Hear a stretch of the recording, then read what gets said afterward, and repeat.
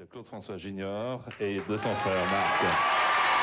Bonsoir. Bonsoir à vous deux. Bonjour Pierre. Merci d'être avec nous ce soir. D'abord pour évoquer l'artiste, certes, mais surtout le père que vous connaissez et que nous ne connaissons pas, parce que tous les gens qui sont là connaissent bien l'artiste, mais peu le père, et puis inversement. Je veux dire, en revanche, c'est ça, vous connaissez mieux le professionnel que nous. Ouais. Et puis vous nous avez offert des images uniques, et ça n'a pas toujours été facile, que notamment les images que nous allons voir maintenant, qui sont des images du privé, que vous les donniez au public. Quelle était la raison, Claude? Non, mais quand effectivement on a le documentaliste a retrouvé beaucoup d'images, il y avait des images Super 8 qui ont été retrouvées. Alors, déjà, j'étais étonné qu'on puisse retrouver des images à caractère privé sur mon père. Et quand on les a vues, je me suis rendu compte que c'est des images que nous, on n'avait pas vues depuis très longtemps. Et comme c'est vrai qu'on a peu de souvenirs sans notre père, c'est vrai qu'un petit peu égoïstement, on vous a dit, c'est là, je crois qu'on va se les garder un petit peu pour nous. Et puis une fois qu'on a vu le magnéto fini, vraiment, il y avait une belle émotion, ça se mariait bien dans l'image. Et puis voilà, bon, voilà, on a voulu les partager avec vous. Merci. Marc, quel souvenir tu avais quel âge lorsque Claude est parti? Moi j'avais 8 ans. 8 ans. Quel souvenir tu gardes de Claude François, le père? Bon, moi je peux raconter des petites histoires qui sont des histoires pas forcément intéressantes, entre guillemets, c'est des bêtises qu'on faisait. Qui provoquaient. On est là pour raconter les bêtises hein, aussi. On en faisait souvent, donc ça tombe bien. Qu'est-ce que tu as fait comme bêtises? Non, une fois on avait, je me rappelle plus très bien comment, ça a fini, mais on a fini au bord de la piscine au Moulin, où il y avait un appareil qui était un pédiluve qui nettoyait l'eau. Ouais. Où on nettoyait les pieds avant de rentrer, donc, et moi j'ai versé un baril de lessive dedans, donc en 15 minutes le jardin s'est transformé en l'île aux enfants, vous voyez. D'accord. Et alors ça a été quoi, une fessée? Ça a été une engueulade du père? Ouais, c'était une engueulade, mais en fait ce qui se passait aussi souvent avec mon frère, c'est que moi je faisais souvent plus de conneries que lui en fait, et mon frère se mettait toujours à pleurer avant moi parce qu'il savait que j'allais me prendre une fessée. Ouais, je savais qu'il allait dérouiller, j'avais tellement peur pour lui, j'étais traumatisé avant l'heure. Est-ce que pour vous, dans votre esprit de gamin, tous les papas avaient cette vie folle où des gens couraient derrière lui, où il fallait se protéger, où des femmes sautaient sur lui pour l'embrasser? Ou est-ce que vous avez très vite compris que c'était quelqu'un hors du commun? Pas très vite, mais c'est vrai qu'à 8 ans, 7 ans, 8 ans, 9 ans, on comprend ces choses-là, donc on s'y habitue. En même temps, on sait qu'on a un père un petit peu différent des autres. Ouais. Clair, hein, on va regarder donc ces images qui sont des images que les uns et les autres avons découvertes, et il y en a quelques-unes qui sont uniques et qui vous ont beaucoup frappé, touché. Vraiment touché, parce que j'étais content de les retrouver en fait. C'est pour ça que je voulais me les garder. Alors, mais bon, c'est aussi parce qu'elles sont belles que. Merci de me les offrir. Et voilà le Claude François que seule la famille connaissait. 3, 4.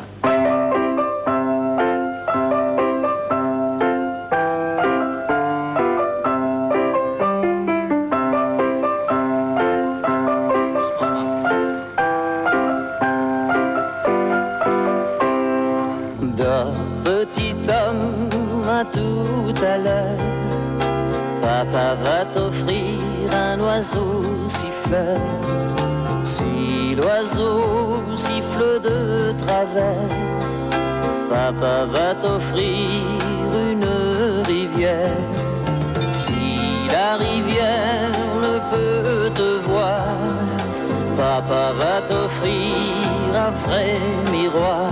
Un enfant, en général, je ne sais pas comment intervient intellectuellement dans l'esprit des gens la naissance d'un enfant, mais chez moi, c'est la continuité.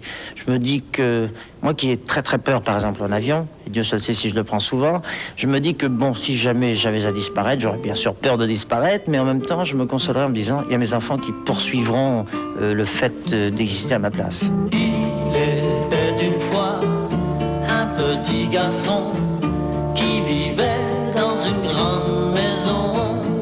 Sa vie n'était que joie et bonheur, et pourtant au fond de son cœur, il voulait devenir grand, rêvait d'être un homme.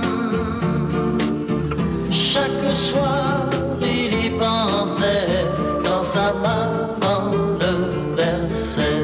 Mon fils le voit 1 ou 2 fois par semaine, et j'avoue que je ne veux pas dire que ce soit un caprice quand on a envie d'avoir un enfant, mais disons que quand on a un enfant, on se dit au début, bon, on va faire comme tout le monde, on va avoir son enfant parce qu'on en a envie, on est des êtres humains, on a envie de procréer, on est là pour ça, alors on a un enfant.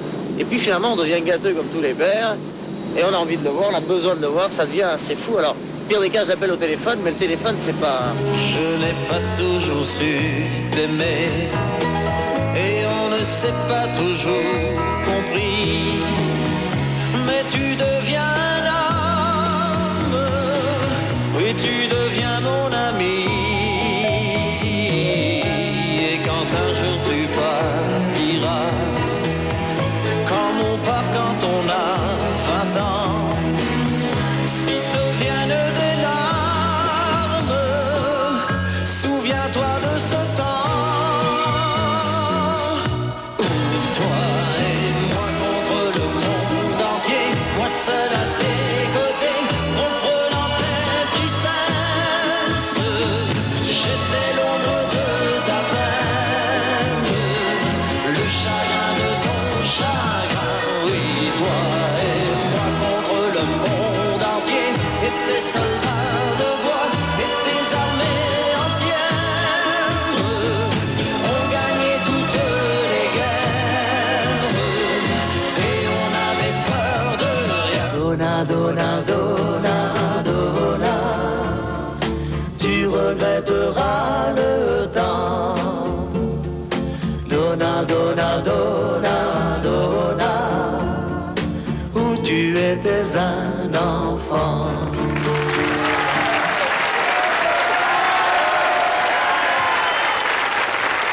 Deux petits commentaires sur ces images, Marc et Claude.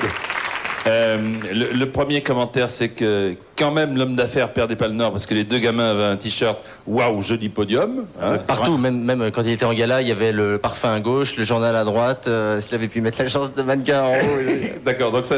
Puis la deuxième remarque, c'est en bateau, on reconnaît bien le large des côtes marseillaises et que pour lui, Marseille et Lille, hein, je crois. Marseille et Lille, oui, c'était les deux villes très chaudes, quoi. Ouais. Où il avait un vrai public, il avait une vraie relation avec tout son public partout en France, mais c'était deux villes qui étaient très attendues, quoi. Moi, je me souviens un jour, un soir à la Salle Vallier, je présentais ce fameux spectacle où il est tombé en scène et puis il est parti ensuite en cure de sommeil et puis petit à petit, et puis quelques mois après, il a tenu à rechanter à nouveau à Marseille et puis il avait dit sur scène « Je suis tombé à Marseille, c'est à Marseille que je me relève ». Hein. Vous allez rester avec nous, Marc et Claude, en vous remerciant d'être venus avec Isabelle, votre maman. Et nous allons accueillir d'autres artistes de 1998 qui ont décidé de chanter les chansons de votre père en direct ce soir. Et vous allez entendre que là, la chanson va, comme on dit, remarquablement sonner avec l'orchestre de Carolin et les natifs qui sont là. Native, j'attends des années tubes, l'orchestre de Carolin Petit est derrière. Qu'est-ce que vous en pensez, là, Claude et Marc hein? Je trouve la version remarquable et ce qui est extraordinaire en fait c'est de voir tous les artistes qui sont venus ce soir ont répondu spontanément et avaient tous une idée précise de la chanson qu'ils voulaient chanter, ce qui démontre bien que le répertoire et que ce qu'il a interprété, enfin il y a une fibre artistique qui fait que c'est intemporel, que ça fonctionne encore, qu'il n'y a qu'à voir la version, quoi. C'est le son de Tamelin, ça aussi. Ah, ça, hein c'est Tamelin. le son de Tamelin. Ça, c'est typiquement super Tamelin. Exactement ça. Qu'est-ce qu'il y a encore? Qu'est-ce que c'est? Oh là là. Supremes. Les Supremes, oui, Supremes. Jackson 5, il y a Michael Jackson, bien sûr, qui faisait partie du groupe. Marvin Gaye, c'est une sonorité tout à fait particulière de la maison Tamelin Motown. Et c'est Détroit. Et ça se passe à Détroit.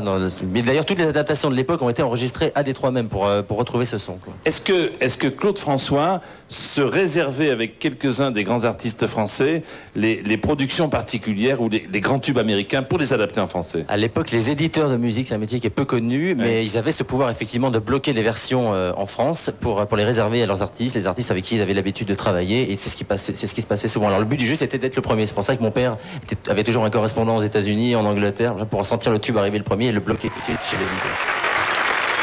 Vous connaissez le journaliste qui à TF1 reçoit tout ce qui est de politique en France tous les dimanches à 19h. L'éminent journaliste politique. C'est ça.